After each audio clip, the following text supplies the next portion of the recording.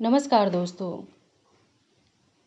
Subscribe का button दबाओ ताकि हर कहानी का नोटिफिकेशन सबसे पहले आपके पास पहुंचे। तो कहानी शुरू करते हैं। मैं रूम में अपने किसी काम में व्यस्त था, तभी किचन से अपनी माँ और बीवी की आवाज़ सुना। मेरी बीवी माँ को खड़ी खोटी सुना रही थी। शायद माँ ने दूध फ्रिज से बाहर रख दिया था, जिससे दूध फट गया था।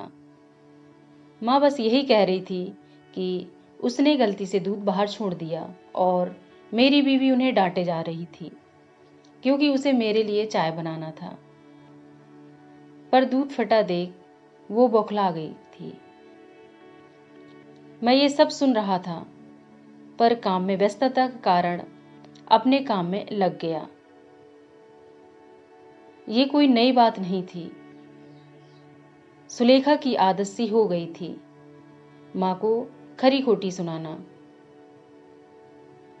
मैं भी सुलेखा की देखा देखी में कभी कभी माँ को डांट दिया करता था और हमेशा उन दोनों के बीच में सुलेखा का ही पक्ष लेता और माँ को डांट देता था।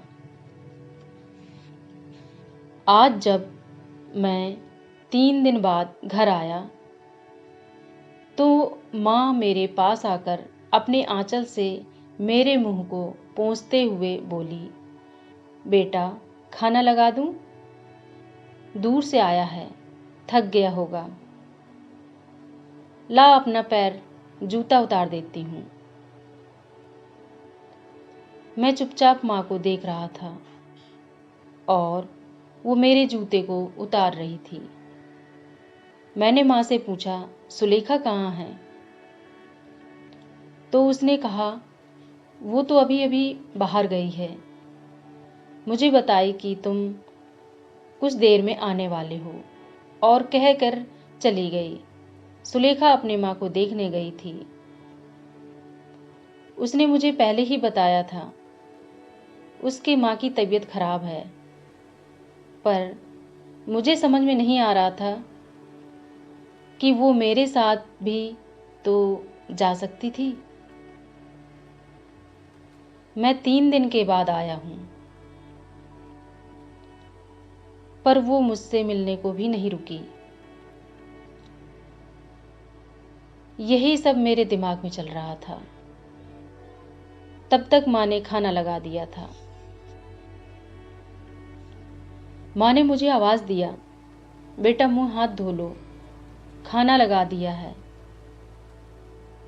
मैं खाना खा के बिस्तर पर लेट गया, पर नींद नहीं आ रही थी। मन में बस एक ही बात चल रही थी कि सुलेखा अपनी माँ को देखने के जल्दी में मुझसे मिले बिना चली गई और मैं उसके चलते अपने माँ को हमेशा डांटता रहता हूँ। लेकिन माँ उस बात को लेकर कभी भी मुझसे या सुलेखा से कोई नाराजगी नहीं जताती थी। वो बस सुनती और भूल जाती। लेकिन ये बात मेरे मन में घर कर गई थी। सारी रात मैं बस माँ के बारे में सोचता रहा। आखिर क्यों वो अपनी बेइज्जती बर्दाश्त करती है?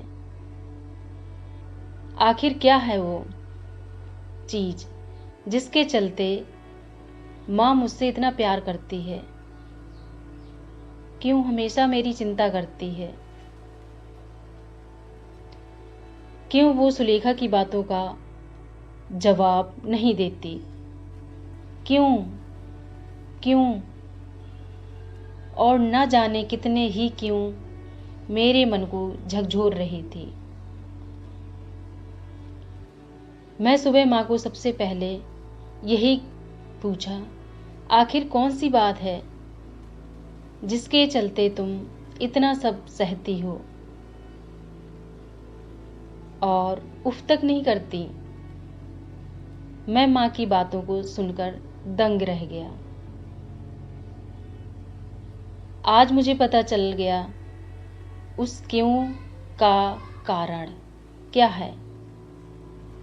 माँ ने बहुत ही सहज भाव से कहा था, पर उनकी वो बातें मुझे आज सच से रूबरू करा गया।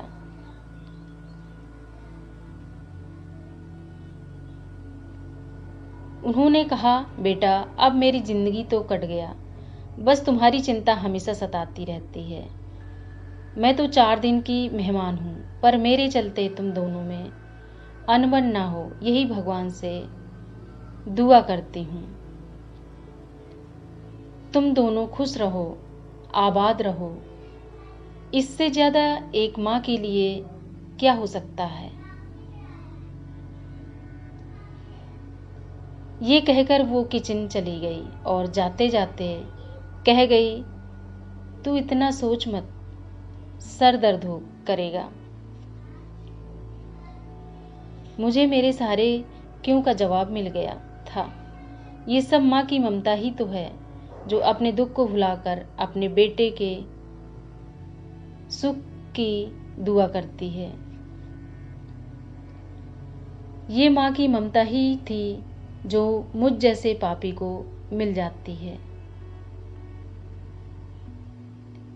यही एक ईश्वरी वरदान है जो हर किसी के नसीब में होता है।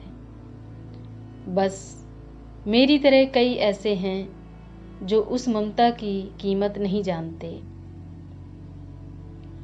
दोस्तों, मुझे पता है आप सभी के आंखों में आंसू होंगे और अपनी माँ की ममता के लिए अपने विचार कमेंट्स के माध्यम से जरूर देना।